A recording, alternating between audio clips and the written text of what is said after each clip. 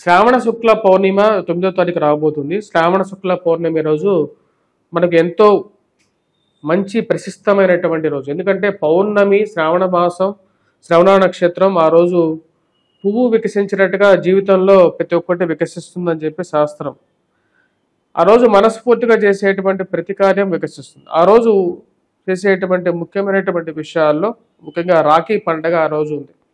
రాఖీ పండగ రోజున మన యొక్క ఎవరైతే ముఖ్యంగా మన యొక్క చిన్నవారైనటువంటి మన ఇంట్లో మన తోడబుట్టినటువంటి వారికి, తత్సంబంధికులకి, వారికి చిన్నవారైనా పెద్దవారైనా సరే వారికి రాఖీ కట్టడం, మరియు అదేవిధంగా స్త్రీలు ముఖ్యంగా వచ్చినప్పటికీ రాఖీ కట్టడం, మరియు అదేవిధంగా సోదరుడికి ఆ యొక్క రాఖీ ద్వారా తన యోగక్షేమాలతో ఉండాలి అని చెప్పి పూర్తిగా కోరుకోవటం అనేది జరుగుతుంది.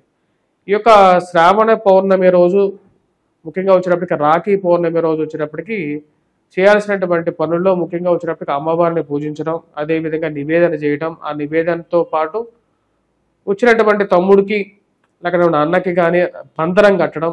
ఎందుకంటే ప్రతి మనిషి కంకర బంధనమై ఉంటారన్నమాట. అంటే వచ్చే సంవత్సరం వరకు యోగక్షేమాలతో ఉండాలి, ఆయుష్తో ఉండాలి, నీకు ఎటువంటి కష్టాలు రాకుండా ఉండాలి అని చెప్పి మనస్ఫూర్తిగా కోరుకునేటువంటి వారు, మంచి హృదయంతో కోరుకునేటువంటి వారు చెప్పేటువంటి ప్రతి మాట పూర్తిగా నిజమవుతూ ఉంటుంది. ఎందుకంటే మనసులో ఏది పెట్టుకోకుండా అంటే నిష్కల్మకంగా చెప్పేటువంటి మాట ఏదైనా సరే పూర్తిగా నిజమవుతుంది చెప్పి శాస్త్రంలో చెప్పడం జరిగింది.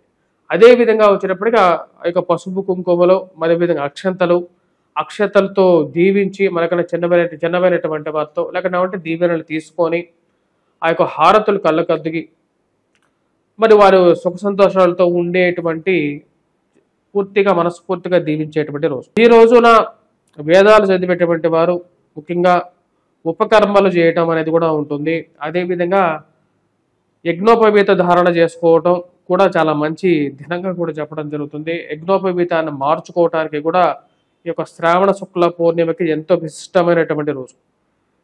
ఇక అన్ని విధమైనటువంటి కర్మలు చేయటానికి ముఖ్యంగా వచ్చినప్పటికీ ఎటువంటి మంచి కర్మలు చేయటానికి, కర్మ అంటే కార్యం, ఏ కార్యం చేయడానికి కూడా చాలా ముఖ్యమైనటువంటి ఇదే రోజున తులా లగ్నంలో యుక్తంగా 10 గంటల 50 నిమిషాల నుంచి 12 గంటల 50 నిమిషాల వరకు కూడా చాలా మంచి దినంగా కూడా చెప్పడం జరుగుతుంది.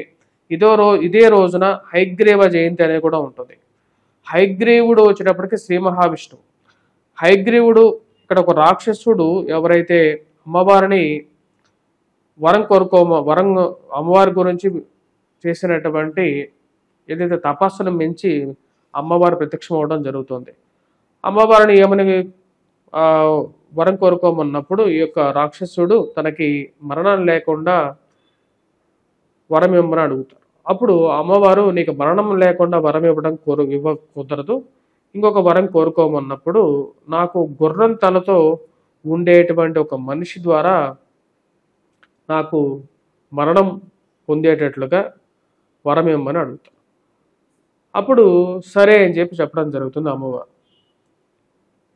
తర్వాత కాలంలో ఈ యొక్క రాక్షసుడు ఉన్నటువంటి ఇంద్రాది దేవతలను పీడిస్తూ వారిని కష్టపెడుతూ ఉండటం ద్వారా ఇంద్రాది దేవతలు స్వామివారిని శ్రీ మహావిష్ణువుని శరణు వేరటం జరుగుతుంది. శరణు వేడిన తర్వాత అక్కడ ముఖ్యంగా వచ్చేటప్పటికి స్వామివారు వెళ్ళి తనతో ఆ రాక్షసుడితో యుద్ధం చేయడానికి ఎంతో ప్రయత్నం చేస్తూ ఉంటారు. ఎంత ప్రయత్నం చేసినప్పటికీ కూడా ఆ యొక్క రాక్షసుడిని సంహరించడం అనేది జరగదు. అప్పుడు స్వామివారు యుద్ధం చేసి అలసిపోతారు. అలసిపోయి సొమ్మసిల్లి పడిపోతారు. సొమ్మసిల్లి పడిపోయిన తర్వాత స్వామివారిని ఎలాగైనా సరే యుద్ధంలోకి మళ్ళీ పురిగొల్పాలి అని చెప్పేసి ఇంద్రాది దేవతలు మరి అదేవిధంగా ఈశ్వరుణ్ణి అడుగుతారు. తన యొక్క సహాయం అడిగినప్పుడు తన చేతికి దగ్గరగా ఉన్నటువంటి ఆ యొక్క బాణం ఏదైతే ఉంటుందో ఆ విల్లులో బాణం గుచ్చుకొని ఉంటుంది. బాణం ఉన్నప్పుడు ఆ బాణాన్ని ఏదైనా ఒక పురుగు కానీ కీటకాన్ని కానీ వెళ్ళి స్వామివారిని లేపాలంటే ఎవరికైనా సరే, ఎందుకంటే ఉగ్ర రూపంలో ఉన్నారు కాబట్టి స్వామివారిని నిద్ర లేపడం అనేది చాలా కష్టం. కాబట్టి ఆ నిద్ర లేపడానికి ఒక పురుగును పంపిద్దాం, వెళ్ళి ఆ పురుగు స్వామివారిని కొంచెం కొడితే దానికి అలికిడై స్వామివారు లేస్తారని చెప్పి అనుకుంటారు.